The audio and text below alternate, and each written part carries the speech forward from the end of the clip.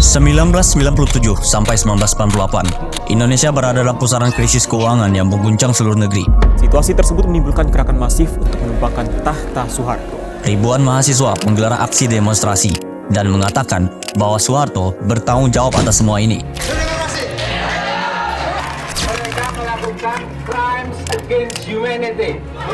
Aksi mahasiswa yang semakin tak terkendalikan.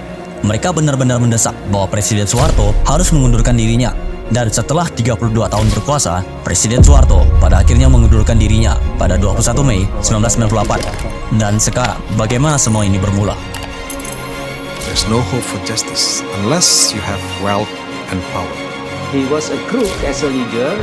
He was even a hypocrite. How long have you waited for this moment? Oh, many years.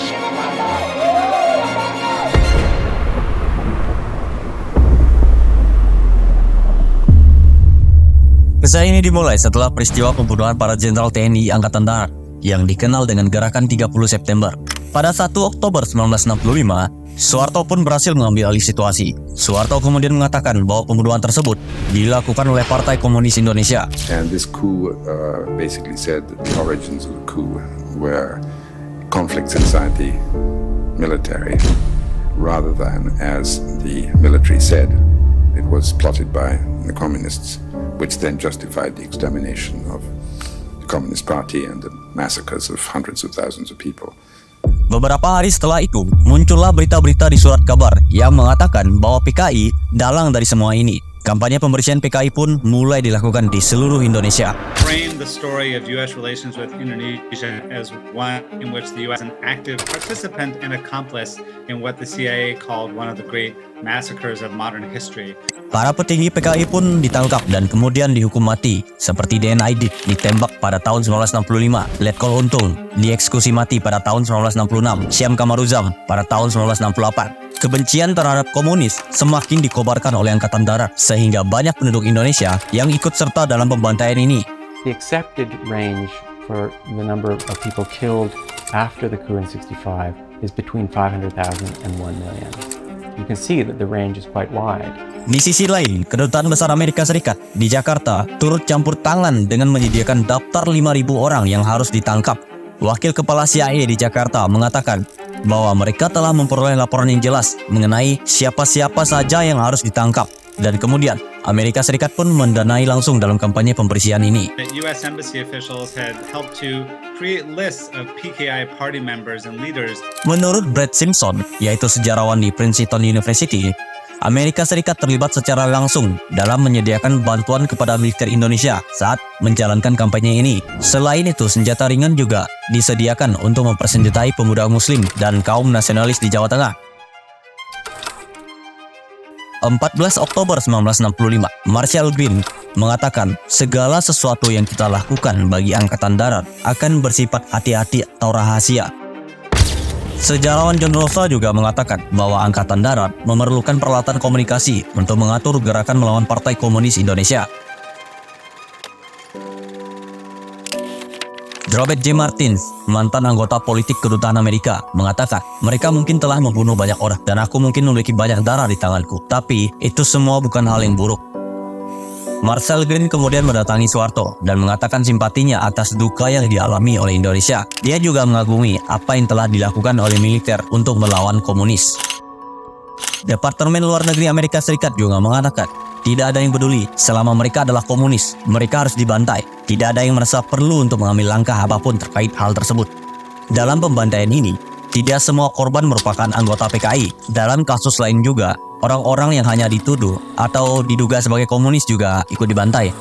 Salah satunya warga keturunan Tionghoa juga turut menjadi korban. Banyak dari mereka juga dibunuh dan harta benda mereka dijarah. Di Kalimantan Barat sendiri, orang-orang Dayak mengusir 45.000 warga keturunan Tionghoa dari wilayah pedesaan. Pembantaian serupa juga dilakukan di daerah seperti Jawa, Bali, Sumatera, dan Kalimantan Barat.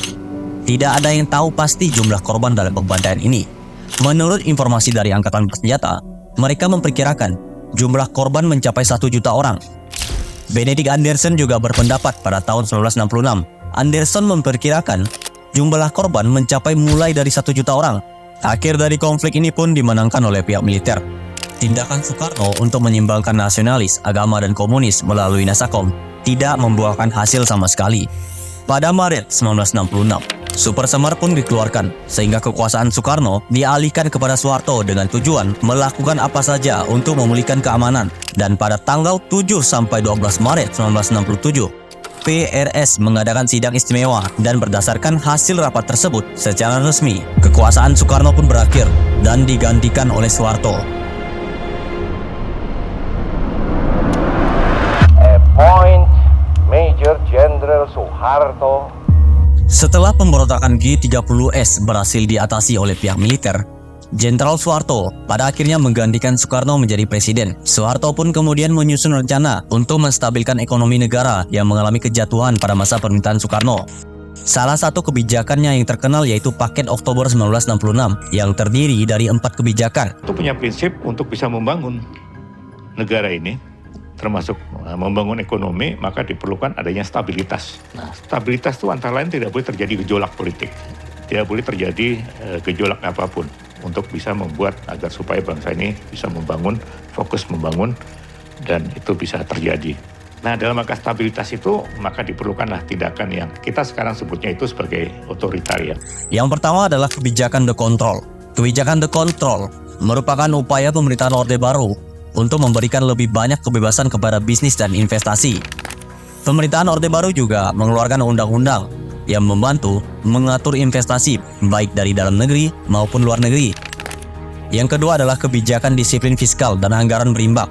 Dengan kebijakan ini, pemerintahan Orde Baru berusaha lebih bijak dalam mengelola uang.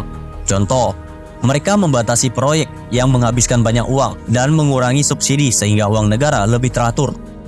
Yang ketiga adalah kebijakan moneter. Kebijakan ini digunakan untuk mengendalikan uang yang beredar. Karena semakin banyak uang beredar, maka nilai rupiah akan melemah. Pemerintah menggunakan kebijakan moneter untuk mengendalikan semua ini. Mereka menaikkan suku bunga bank dan kredit, termasuk juga suku bunga tabungan. Yang terakhir adalah pemulihan neraca pembayaran. Kebijakan ini membangkitkan dan memperlancar kegiatan ekspor dan impor sebagai penggerak ekonomi negara. Pemerintahan Soeharto pun berhasil menekan tingkat inflasi dari angka 600% pada tahun 1966 menjadi 9,9% pada tahun 1969. Pada bidang politik, Soeharto menyusun ulang kabinet baru ketika beliau menjadi presiden. Beliau sendiri yang mendudukkan orangnya pada posisi utama eksekutif, legislatif, dan yudikatif. Di samping itu, Soeharto juga mendominasi ABRI, birokrasi, dan Golkar. Hal ini mampu membuat beliau mengendalikan situasi politik dan militer pada masa jabatannya. Golkar kemudian menjadi kendaraan politik yang kuat milik Soeharto. Golkar ini mencakup beberapa kelompok fungsional seperti Persatuan Buruh, Petani, dan pengusaha yang memastikan bahwa rakyat Indonesia tidak bisa lagi digerakkan oleh partai-partai politik lain. Pertumbuhan ekonomi Indonesia pada masa Orde Baru terlihat luar biasa. Banyak sektor ekonomi tumbuh pesat dan menciptakan lapangan kerja. Namun, di balik angka-angka yang mengesankan ini, ada beberapa masalah yang timbul. Salah satu masalah utamanya adalah ketidakpuasan yang dirasakan oleh sebagian masyarakat Indonesia. Meskipun pertumbuhan ekonomi mengesankan, banyak orang merasa bahwa pemerintah Orde Baru terlalu fokus pada menarik investor dari luar negeri. Kebijakan ini bisa membuat sebagian warga merasa diabaikan, yang lebih berkepentingan terhadap kesempatan ekonomi di dalam negeri. Lebih dari itu, kesempatan berinvestasi yang besar cenderung lebih banyak diberikan kepada individu-individu tertentu. Orang-orang yang memiliki koneksi dengan militer atau sekelompok etnis Tionghoa yang memiliki modal yang besar sering mendominasi sektor ekonomi. Hal ini membuat sebagian masyarakat merasa bahwa peluang ekonomi tidak adil. Terdapat juga kekhawatiran yang kuat bahwa praktik-praktik tidak etis terjadi dalam penggunaan kekuasaan dan sumber daya negara seperti korupsi, kolusi, dan nepotisme. KKN menjadi perhatian serius selama masa pemerintahan Soeharto. Salah satu kasus dugaan korupsi yang melibatkan Soeharto adalah kasus penyalahgunaan dana melalui 7 yayasan yang dipimpinnya. Salah satunya adalah Yayasan Super Semar. Sebenarnya, sejak 1 September 1998, Soeharto telah menjadi tersangka yang dicurigai oleh Kejaksaan Agung karena ditemukan indikasi adanya penyimpangan penggunaan dana. Penemuan ini didasarkan pada anggaran dasar yayasan yang dikelola oleh Soeharto. Meski demikian, Soeharto tetap membantah dan mengklaim tidak melakukan penyimpangan. Dalam kasus ini, sejumlah uang negara sekitar 400 miliar mengalir ke Yayasan Dana Mandiri yang terjadi antara tahun 1996 dan 1998. Uang tersebut berasal dari pos dana reboisasi Departemen Kehutanan. Uang tersebut kemudian masuk ke dua bank milik Soeharto, yaitu Bank Alfa dan Bank Andromeda. Dalam perkembangan kasus ini, terungkap bahwa Haryono Suyono yang saat itu menjabat sebagai Menteri Negara mengalihkan dana tersebut kepada yayasan. Pengakuan ini juga didukung oleh Ali Afandi, sekretaris Yayasan Supersemar. Saat dia diperiksa sebagai saksi dalam kasus Soeharto, Ali Afandi mengungkapkan bahwa Yayasan Supersemar memiliki saham di 27 perusahaan grup Nusamba milik Bob Hasan. Namun, sebagian saham masih atas nama pribadi Bob Hasan, bukan atas nama yayasan. Sejumlah catatan yang terkait dana yayasan yang disalahgunakan adalah Bank Duta dengan jumlah 420 juta US dollar yang diberikan dalam 3 tahap pada September 1990. PT Simpati Air dengan jumlah 13 miliar yang diberikan antara September 1989 hingga November 1998. PT Kiani Lestari dan PT Kiani Sakti dengan jumlah 150 miliar yang diberikan pada November 1995. Sepanjang perjalanan garis waktu ini, banyak sekali dugaan pelanggaran yang beliau lakukan. Namun, tentu hal tersebut tidak bisa dibuktikan ketika Soeharto masih menjabat sebagai presiden. Orde Baru telah mencapai lagi suatu kemenangan besar yang prinsipil. Pada tahun 1974, demonstrasi terus meningkat menjadi kekacauan yang besar. Demonstrasi ini pun berubah menjadi kerusuhan dan disebut sebagai kerusuhan Malari. Demonstrasi ini terjadi pada tanggal 5 Januari 1974 dan juga berhubungan pada saat itu Perdana Menteri Jepang yaitu Kakui Tanaka datang untuk bertemu Soeharto. Mahasiswa yang pada saat itu merasa kebijakan ekonomi Soeharto terlalu berpihak kepada investasi asing. Para demonstrasi membakar patung Perdana Menteri Jepang sebagai simbol penolakan terhadap investasi asing. Massa kemudian bergerak menuju istana kepresidenan. Melihat kekacauan yang besar ini, pemerintah Orde Baru pun pada akhirnya mengambil tindakan yang tegas.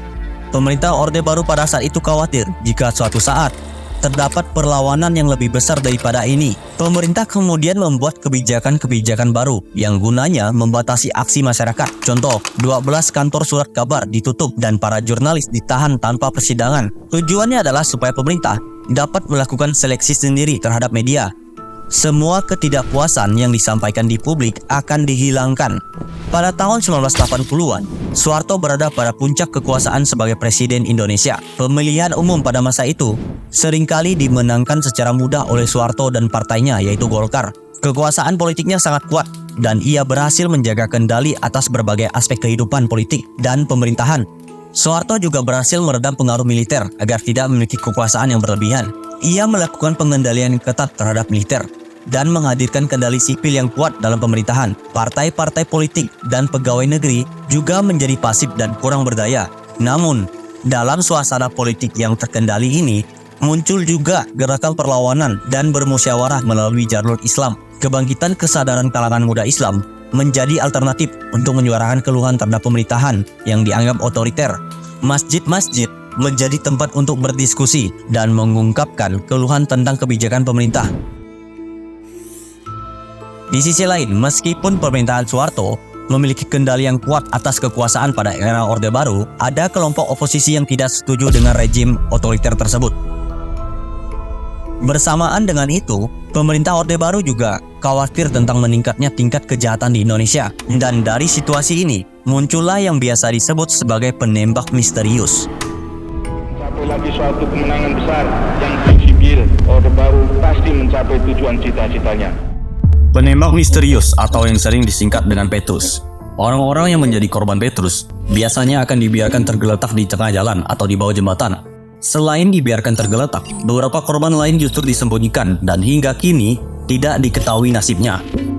Ada beberapa alasan mengapa pemerintah Orde Baru menggunakan pembunuhan dengan Petrus. Salah satunya adalah untuk mengintimidasi lawan-lawannya dan membungkam perlawanan. Pembunuhan ini menciptakan ketakutan sehingga sulit bagi orang untuk berbicara menentang pemerintah. Alasan lain yang cukup umum adalah untuk mengurangi angka kejahatan.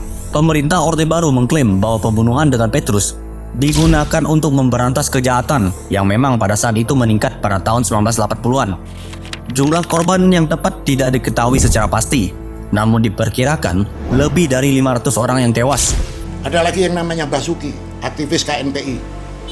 Dibunuh mayatnya dibuang, dituntang sana. Semua ini bermula ketika Jenderal Leonardus Benjamin mulanya menyalahkan kasus pembunuhan ini kepada geng-geng preman. Berawal dari situ, tanpa diberitahukan kepada publik, penembakan misterius ini dilakukan untuk menekan angka kriminalitas.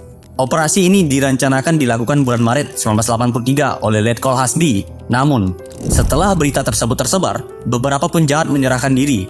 Ternyata, peristiwa Petrus ini membuat angka kejahatan menurun secara signifikan, khususnya pada tahun 1983. Kejahatan kekerasan di Yogyakarta menurun dari 57% menjadi 20%. Di Semarang, menurun dari 78% menjadi 50%. Berkat keberhasilan ini, pemerintah terus melanjutkan Petrus. Intelijen polisi memberikan daftar orang-orang yang termasuk tersangka kejahatan kepada militer. Militer kemudian membuat daftar baru dan mengeluarkan ultimatum kepada publik supaya semua preman segera menyerahkan diri ke kantor polisi. Orang-orang yang merasa preman harus menandatangani pernyataan menahan diri. Jika tidak, mereka akan menghadapi tindakan yang tegas dari pihak berwajib. Akan tetapi, karena daftar tersebut penuh dengan misteri, tanpa nama, dan warga mulai bertanya-tanya, apakah mereka termasuk penjahat atau tidak? Rupanya, hal ini juga merupakan taktik pengawasan diri agar orang-orang sadar akan tindakan mereka dan berhati-hati dalam bertindak. Bagi Soeharto, para pelaku kriminal yang melawan harus ditembak. Menurut David Borchier, pada Maret 1983, saat itu sasaran Petrus adalah gali dan preman. Di bayangan rejim Soeharto, orang-orang seperti itu hanya mengganggu stabilitas negara dan maka untuk itu harus dilenyapkan.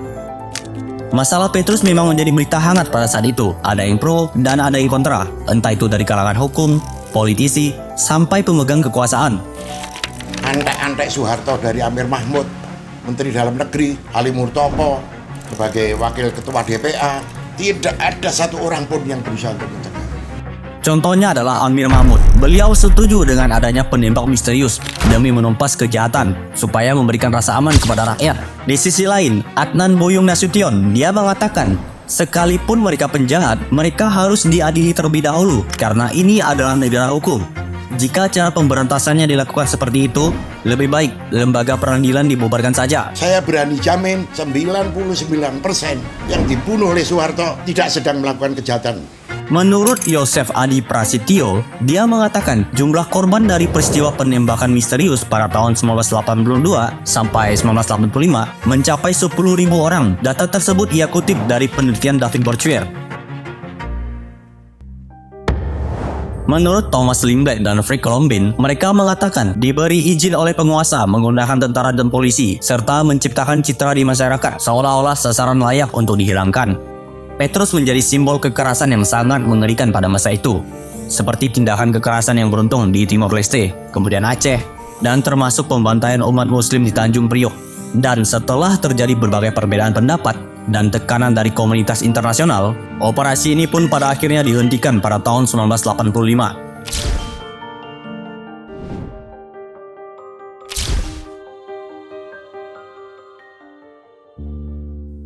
Mengingat latar belakang Soeharto yang berasal dari militer, selain pengaruhnya yang besar bagi perjalanan sejarah untuk bangsa Indonesia, gaya kepemimpinan Soeharto sangat bertolak belakang dengan sistem demokrasi. Misalnya, kebijakan Soeharto terhadap media dianggap sebagai kebijakan yang menawan demokrasi. Dalam demokrasi, media seharusnya menjadi salah satu pilar penting, tetapi pada era Orde Baru, gerak media sangat dibatasi oleh kekuasaan Soeharto. Rejim Orde Baru juga mendapat banyak tekanan dari Amerika Serikat. The Indonesian government and military are responsible for the safety of the East Timorese and of the UN mission there. If Indonesia does not end the violence, it must invite the international community to assist in restoring security.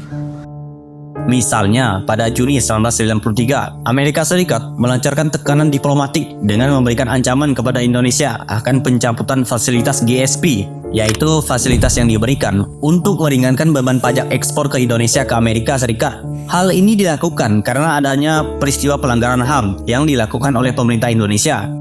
Bahkan di tahun yang sama, Indonesia hampir saja tidak bisa menikmati bantuan luar negeri dari Amerika Serikat. Hal ini disebabkan oleh rencana perubahan RRU Amerika terkait pemberian bantuan luar negeri dan penjualan senjata kepada Indonesia. Munculnya isu tersebut terkait peristiwa Santa Cruz, yaitu pembantaian di Timor Leste yang dilakukan militer Indonesia.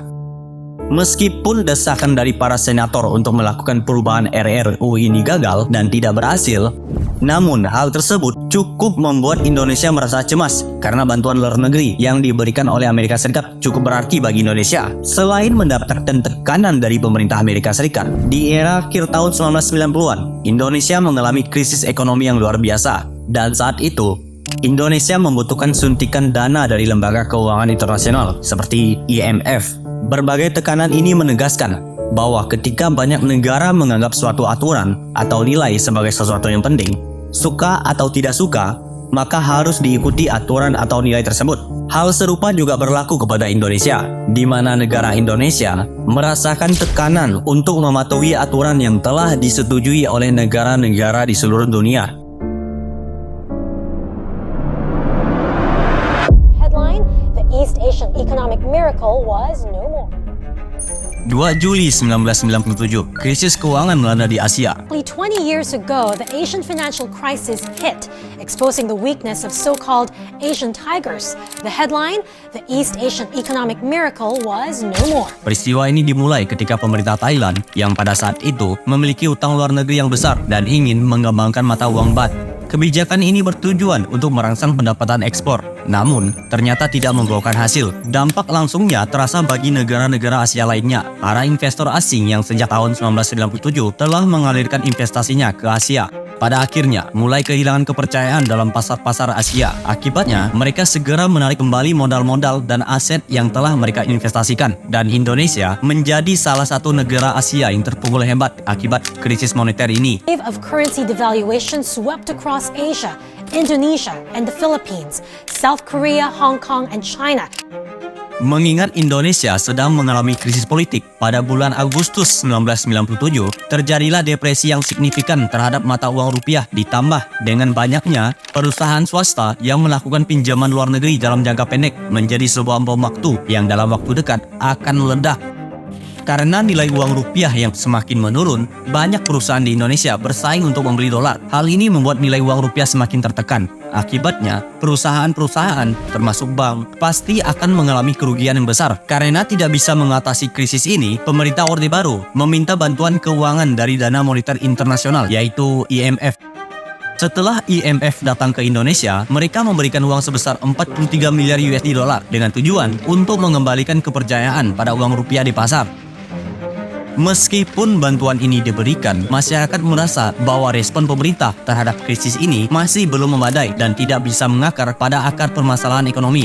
Hal ini menciptakan ketidakpuasan yang semakin meluas di kalangan masyarakat, termasuk di antara mahasiswa. Demonstrasi mahasiswa dan protes sosial meletus sebagai ekspresi ketidakpuasan ini. Selain itu, isu-isu yang telah lama mengganggu seperti pemerintahan yang otoriter dan korupsi dalam pemerintahan Orde Baru juga menjadi sorotan dalam demonstrasi ini. Tuntutan mereka mencakup panggilan untuk reformasi politik yang lebih demokratis. Pada 1 Mei 1998, Menteri Dalam Negeri Hartono dan Menteri Penerangan Alwi Dahlan mengatakan bahwa reformasi dapat dimulai pada tahun 2003. Akan tetapi, karena banyak massa dan mahasiswa yang terus melanjutkan unjuk rasa, pada 2 Mei 1998, Soeharto meralat dan mengatakan bahwa reformasi bisa dilakukan pada tahun 1998. The whole movement. It doesn't say that there was no movement before that. Laporan antara menyebutkan bahwa banyak mahasiswa di Medan, Bandung, dan Yogyakarta melakukan demonstrasi besar-besaran karena adanya kenaikan harga bahan bakar. Pada tanggal 9 Mei 1998, di tengah situasi yang tidak stabil ini, Soeharto pergi ke Kairo, yaitu Mesir, untuk menghadiri pertemuan KTT G15 sebagai perwakilan Presiden Indonesia. Pada tanggal 12 Mei 1998, sekitar pukul 10.30 waktu Indonesia Barat, para mahasiswa mulai berkumpul di area parkir di luar kampus Universitas Trisakti. Ini merupakan demo terbesar pertama yang diadakan oleh Trisakti. Area parkir pada siang itu benar-benar penuh dengan mahasiswa yang sedang melakukan protes. At least 5 years ago, I already appealed to this nation to discuss about the succession of the national leadership, meaning that Suharto had to stand down, because I just didn't believe him. He was a crook as a leader. He was even a hypocrite, if I may say so. I'm very sorry to say something very blunt about my leader. Beberapa saat sebelum pukul 11 waktu Indonesia Barat, bendera merah putih dikibarkan setengah tiang. Sementara itu, mahasiswa dan dosen menyanyikan lagu kebangsaan. Kemudian, mereka berhening sejenak sebelum akhirnya bersorak meminta Soeharto mundur.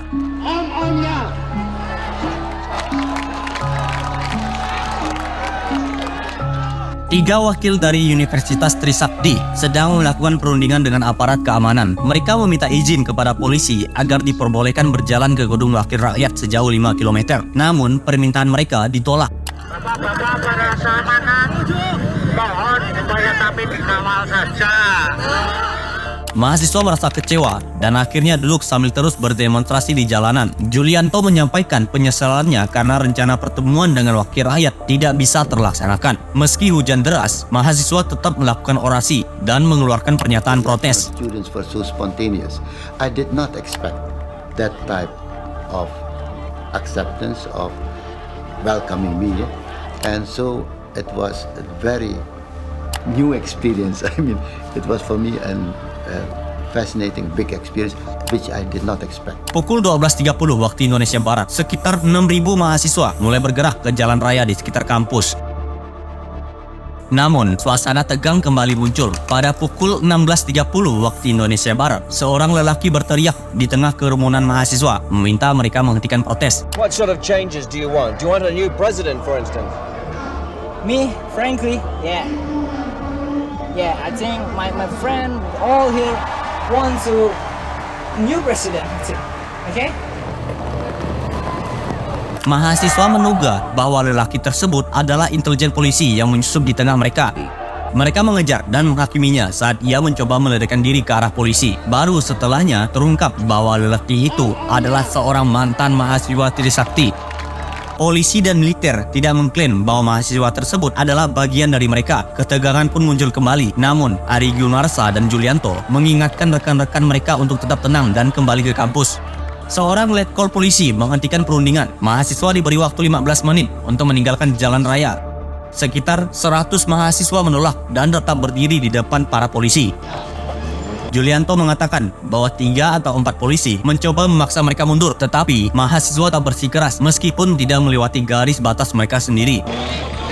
Polisi mengatakan bahwa mahasiswa mulai membuat kerusuhan, namun beberapa saksi mata melaporkan suasananya sebenarnya sudah mulai tenang. Pada pukul 17.20 waktu Indonesia Barat, seorang individu menembakkan senjata ke udara. Polisi merespon dengan menembakkan gas air mata, memukulkan tongkat. Mahasiswa berlari berlindung di gedung-gedung sekitar. Polisi terus mengejar mereka hingga pintu gerbang di kampus. Peluru terus ditembakkan. Salah satu peluru karet mengenai punggung Julianto yang berdiri di depan kantor senat. Situasi semakin rumit. Mahasiswa dari dalam kampus melemparkan botol dan batu ke arah polisi. 2 komandan polisi bersaksi bahwa personil mereka tidak menggunakan amunisi hidup, tetapi membawakan senapang dengan peluru kosong dan peluru karet. Namun, ternyata seseorang menggunakan peluru nyata. Di tengah situasi yang tegang ini, akhirnya 4 mahasiswa tewas tertembus peluru di kepala, leher, dada, dan punggung. Banyak korban luka masih berhadapan dengan polisi. Let's not always blame the foot soldiers. You know, they may have been committing wrong acts, but it's the top people in the armed forces who bear responsibility. That need to be also be accountable for this. We don't have a gun. We only have idealism. We want a better change in this country. We want a reformation, and I don't know what's wrong with that. And military shoot us with their bullet. The standing order is that live bullets are only used when they are ordered by the superior. So the armed forces will just have to look into it. Where did they go wrong? Begitu sampai di Sumber Waras, baru diberitahu bahwa Elang sudah ada di kamar jenazah. Saya langsung ke kamar jenazah, lalu saya buka tutup kain putihnya itu. Baru di situ saya menghadapi kenyataan bahwa anak saya tercinta, permata hati saya, sudah mendahului. Karena situasinya semakin kacau, Soeharto yang sebelumnya berada di Mesir kembali ke Indonesia pada tanggal 15 Mei 1998. Setibanya di Indonesia, situasi di sana masih mencekam dan banyak pusat perdagangan yang tutup, serta banyak warga yang takut untuk keluar rumah. Soeharto pun pada akhirnya mengundang 9 tokoh Islam. Mereka bicara selama 2,5 jam. Soeharto mengatakan bahwa dia tidak ingin menjadi presiden lagi di hadapan 9 tokoh ini. Tetapi, hal ini tidak menghentikan demonstrasi. Banyak mahasiswa yang datang ke gedung MPR untuk melakukan unjuk rasa. Jalan menuju lapangan Monas dikunci dengan kawat berduri oleh polisi agar tidak bisa masuk ke dalam Monas. Amin Rais meminta agar massa tidak pergi ke sana. Namun, ribuan mahasiswa sudah berhasil menguasai gedung MPR dan memaksa mendorong Soeharto untuk mengundurkan diri. Setelah terjadi kerusuhan yang hebat, Presiden Soeharto kemudian membuat pernyataan pengunduran diri. Dalam pidato pengunduran diri tersebut, Soeharto mengatakan, "Saya dengan ini menyatakan bahwa saya tidak akan bersedia lagi untuk dicalonkan sebagai presiden."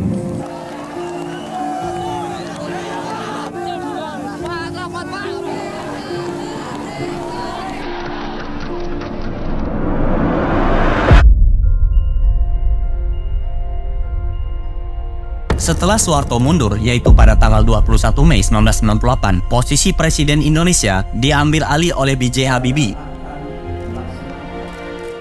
Meskipun gerakan reformasi membawa perubahan besar dalam sistem politik di Indonesia, proses tersebut juga dihadapkan pada tantangan dan perubahan yang tidak selalu berjalan mulus.